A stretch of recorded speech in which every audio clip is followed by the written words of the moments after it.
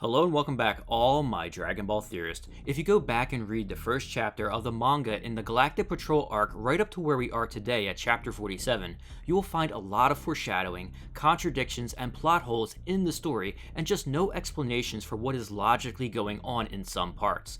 I wanted to condense all the foreshadowing and mysteries we have of the Galactic Patrol arc into one video to discuss what are some of the likely options that can possibly happen as the battle against the evil villain Moro really starts to heat up on planet Namek. We have seen cameo appearances by some notable characters such as Whis and Beerus, Bulma who wants to head to Namek, Piccolo and Dende, then of course Myris who has shown nothing but surprising skill in multiple chapters and is now helping Goku and Vegeta stop Moro from getting the Dragon Balls. So where do we go from here? Which of these characters become more involved in this arc and which are left out?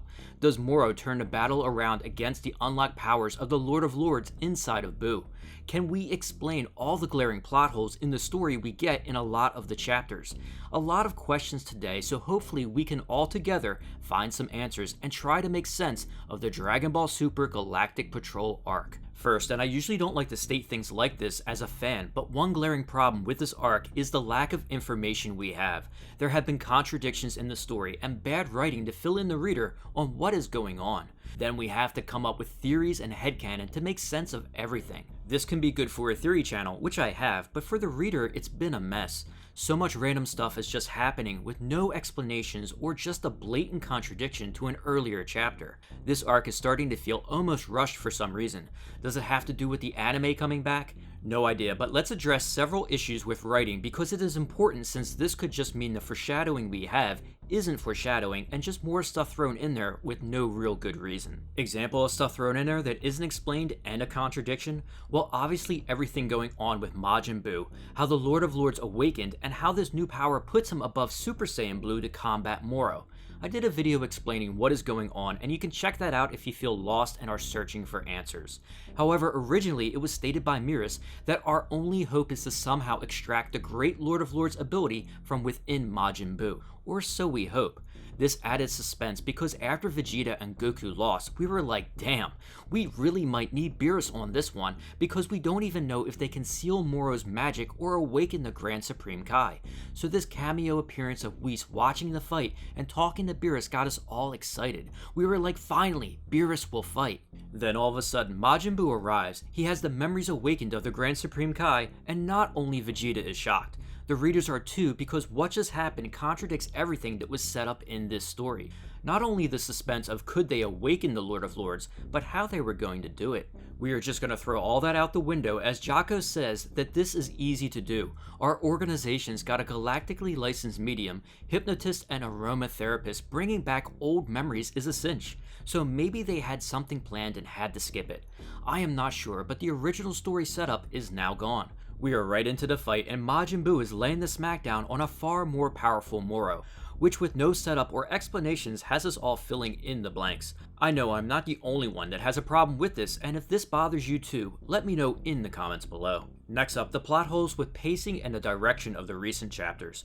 Moro defeats Goku and Vegeta. They are unconscious for 3 days. Then we find out Moro has only collected 3 Dragon Balls and doing the Frieza thing since he doesn't know where the Dragon Balls are. So he is moving at a dreadful pace across the planet Namek, attacking villages despite acquiring the energy of the 2 most powerful fighters in the universe.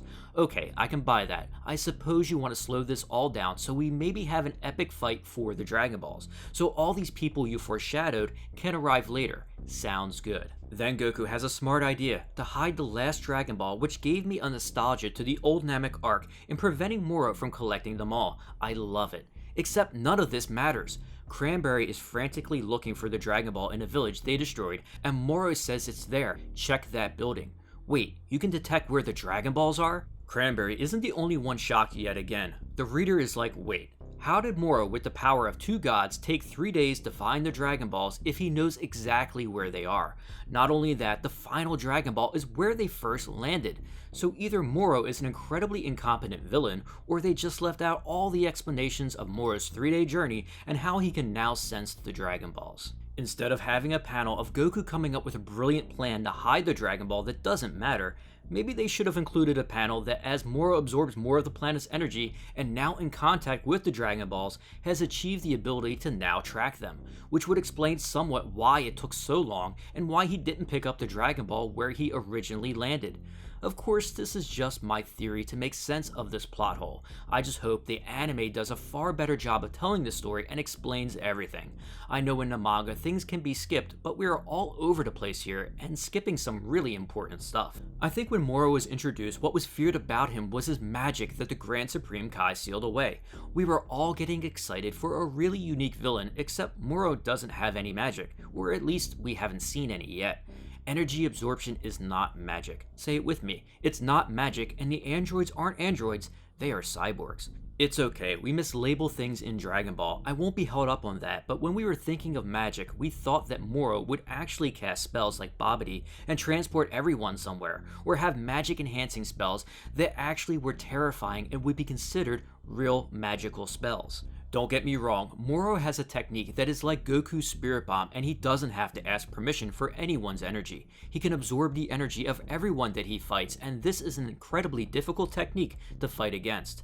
Now we have the magical Buu that is immune to this technique, which is one reason why he can continue fighting Moro.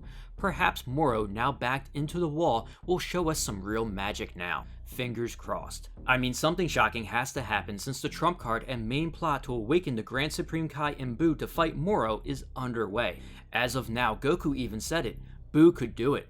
And the fight so far has been one-sided in favor of Buu. So what is next? It has been foreshadowed that Bulma is heading to planet Namek, that if the universe is really doomed this time, then I want to see this Moro jerk with my own eyes before we all die. One thing we can't question is Bulma's determination and ability to get things done. Originally when I read this panel, I was very excited because if Bulma is indeed going to Namek, then there is no reason why Gohan and Piccolo can't tag along. Heck, let's bring Krillin too, and we have the old Z fighters back together again, fighting a villain on Namek.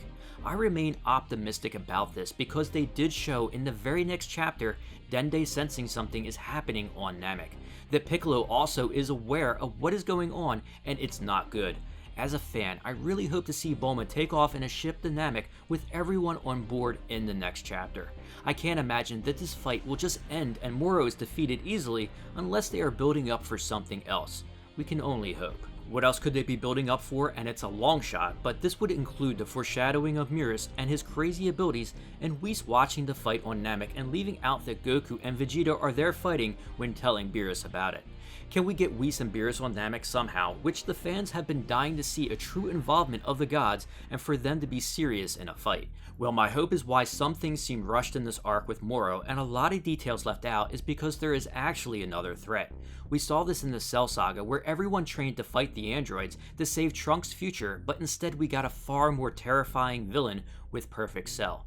The classic bait and switch, and it gave us one of the best arcs in DBZ, so could they be planning for something similar in this arc?